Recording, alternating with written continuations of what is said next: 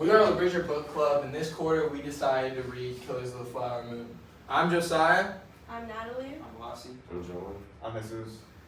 And this is our little podcast. I will start with background information. In the 1900s, people of the Osage Nation were given some land. This land had large amounts of oil on it and increased their wealth a lot. This caused them to be a major target for people who wanted to get a piece of their wealth. This led to a series of murders called the Reign of Terror, where the Osage people were killed. Law enforcement at the time was very bad, we're just going to say that, very bad and corrupt. So not much action was taken towards it. And when the FBI started up, one of their first cases were these murders because they wanted to find the true killer and solve them. Ready? Okay. I wanted to Touch up. touch up on the topic of space. So for speaker, his name is David Graham. He's a best-selling author and he's a journalist, writer for New York Times. And then his purpose or exigence was to address his own ignorance about the topic. The audience is the general public, students, and the Osage tribe members. And then his context. The context is 1920s Oklahoma. The Osage tribe was located on top of an oil reserve, and they were being murdered because they wanted the money. His purpose and exigence was to address his own ignorance on the topic, since the greedy whites were preying on the newly oil-rich tribe, and they wanted their money. Yeah, I'd like to add to that. I think that exigence could also be like discrimination we're facing today's world as well. So maybe not so much in the United States, but everywhere else there's still discrimination based on skin color or any other type of like status. There's always going to be discrimination like that, and I think it also brings a light to stuff like that. Touch on the aspects of the rhetorical triangle that are used in the book. So for ethos, the author establishes his credibility really fast with his research and sources that he uses. He uses historical records, he uses historical newspapers, and he has accurate accounts of the Osage murders. And for pathos, emotionally, like he appeals to us because he's talking about these victims of these murders, the discrimination they're facing, and how they're being targeted. And like we feel a sense of emotion when we think about that. And that's pathos.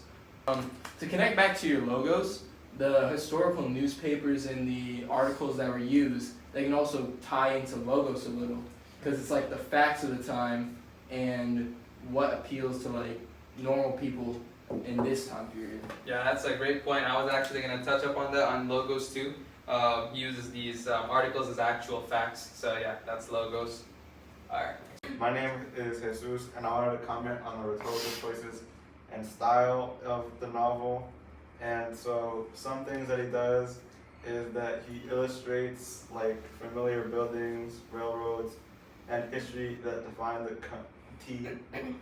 And he does so in a way that sounds familiar and can be pictured. He also uses imagery so that people can visualize the spectacles and the violence that happens in the novel. For diction, he's analytic and concise like a journalist. And from like chapters 8 to like 22, he tells the story of agents from the agent's point of view, and he adds quotes and recites evidence as if he was reporting an investigation.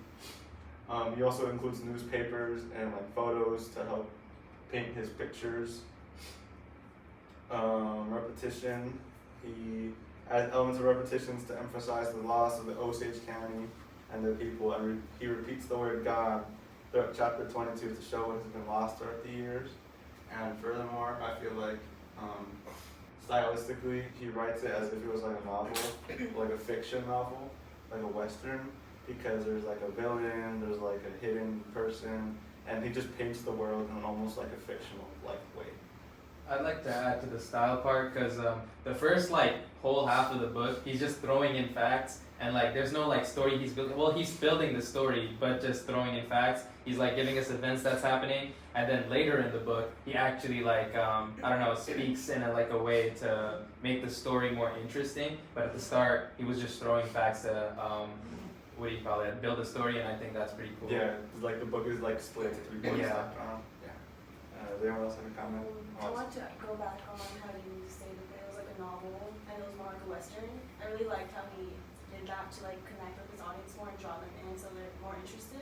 Because I feel like a lot of the time people aren't really interested in nonfiction. I'm John. I'm going to the themes of the book. One of the most prevalent themes in the book is the struggle for justice. The Osage tribe struggles heavily for justice because of the murders that were happening in that time.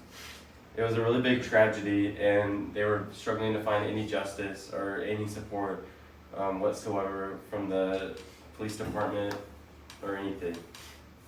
And one of the main reasons is just because of their race. One of the main helpers for the case was actually a white male, and he was actually killing them.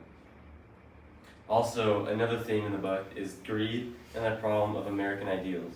Americans have valued stories of self-made individuals, the American dynasty, like the American dream, and just admiring the rags for riches stories. Some of these people have become toxic and jealous of other people who are successful, like the white male being jealous of the American Indians who got so rich because of the oil. To add on that, I would say that we can see throughout the book that people thought that the Osage money was unearned and like believed they could not handle the money. Because throughout the book you clearly see that they had like white people being their guardians and gave them like a certain allowance for that money.